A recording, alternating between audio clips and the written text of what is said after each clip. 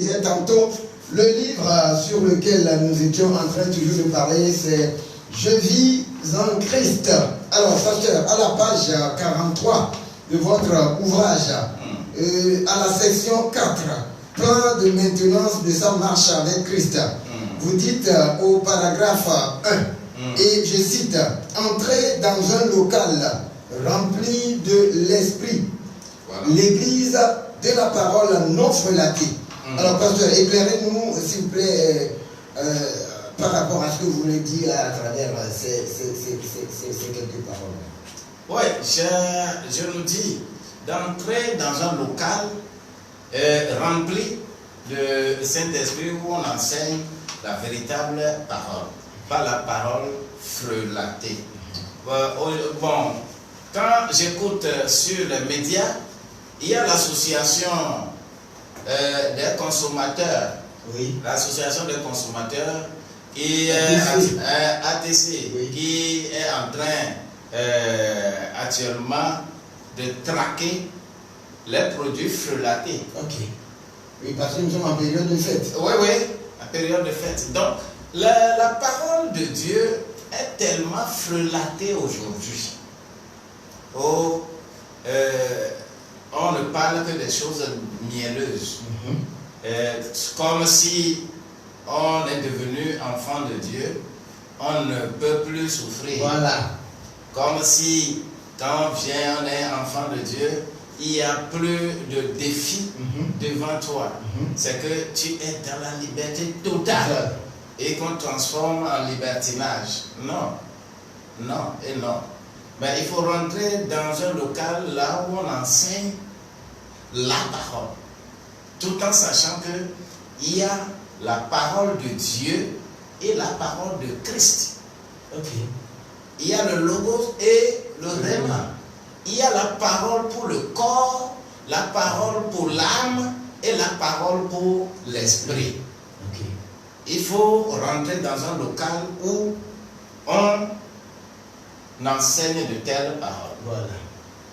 Mais pasteur, alors comment peut-on identifier ce local dans lequel on peut nourrir à la fois le corps, l'âme, ou du moins l'esprit, l'âme et puis le corps? Comment est-ce qu'on peut identifier ces locaux-là? Comment pouvons-nous connaître qu'ici, on peut nourrir à la fois ces trois entités-là? En tout cas, les signes extérieurs. Ok.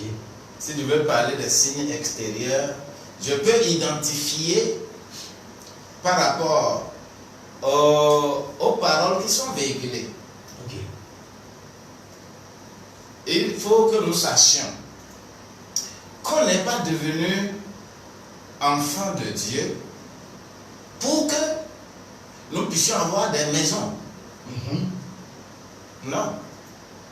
Il ne faudrait pas que nous pensions qu'on est devenu enfant de Dieu pour avoir des voitures, pour avoir les terrains, pour avoir ces choses matérielles. On est devenu enfant de Dieu pour rendre performant notre vie spirituelle, notre valeur éthique, changer notre valeur éthique. Si on avait une mauvaise valeur, tout en sachant que la société ne ment pas. La société ne ment pas.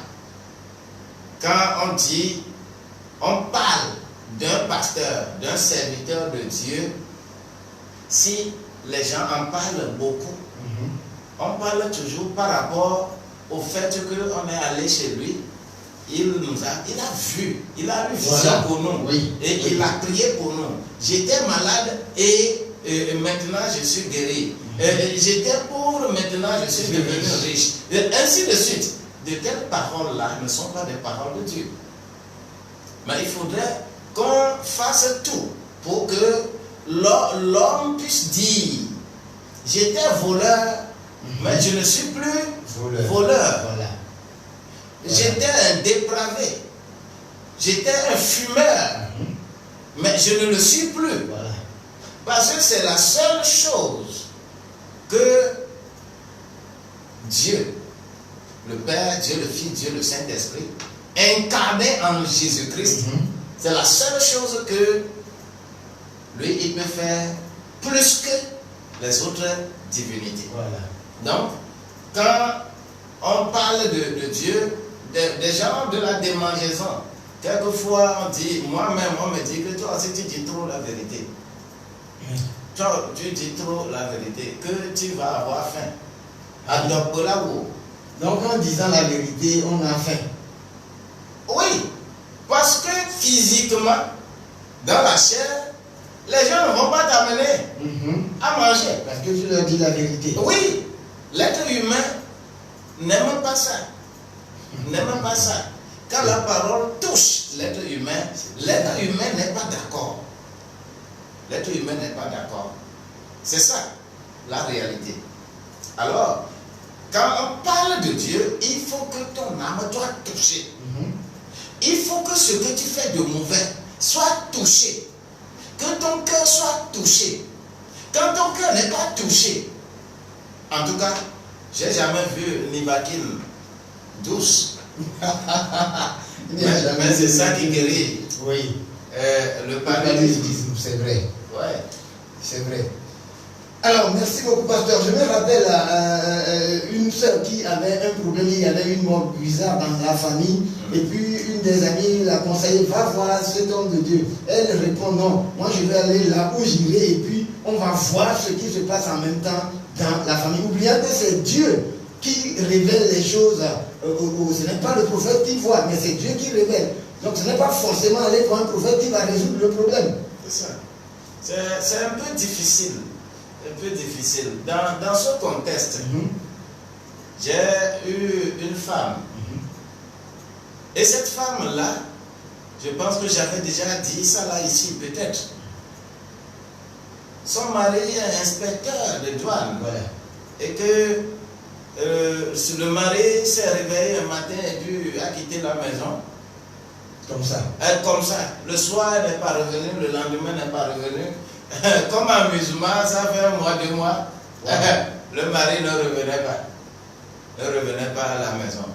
Bon, et elle est venue me voir pour dire, que c'est comme ça, elle a un tel problème.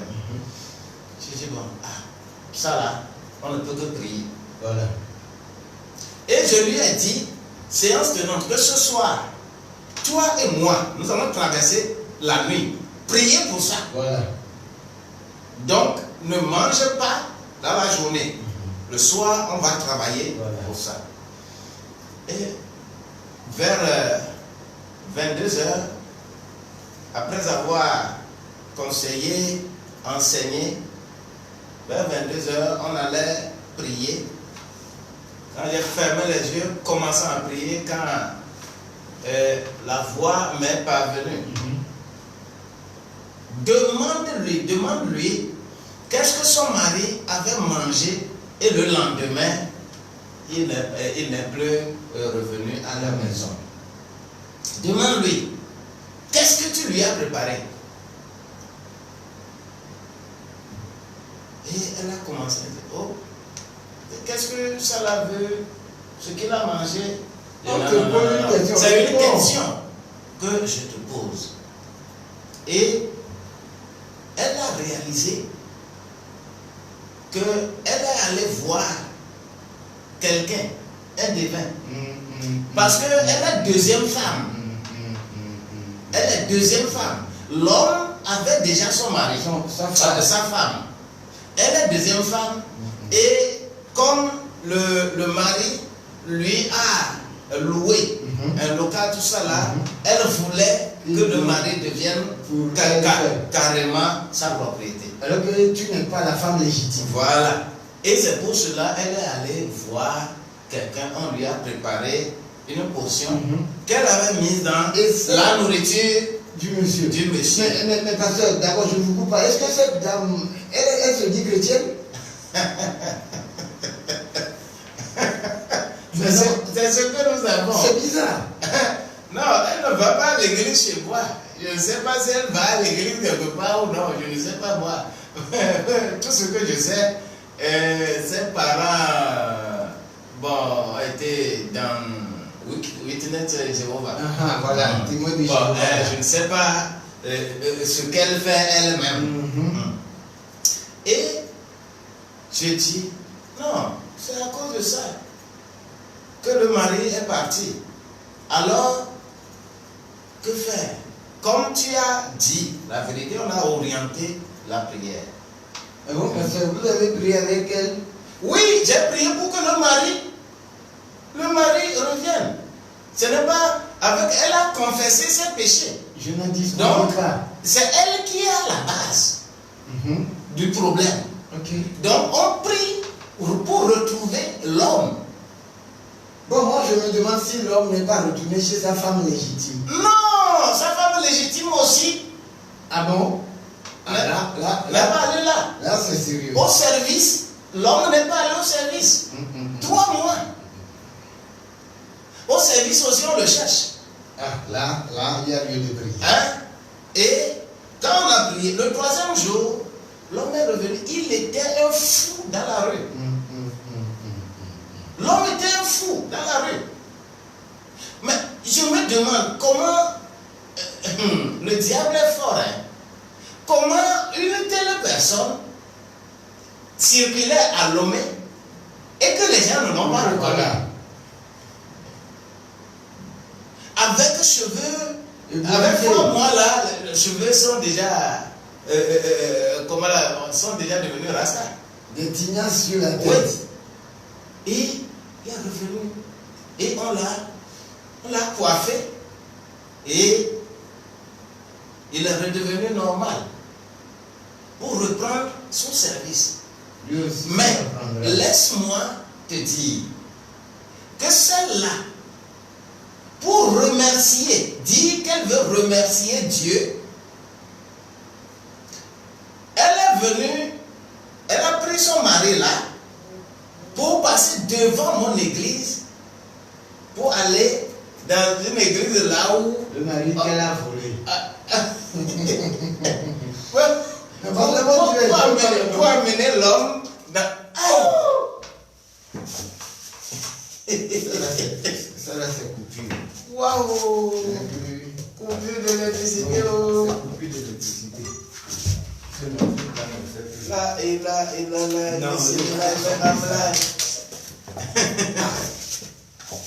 coupure d'électricité.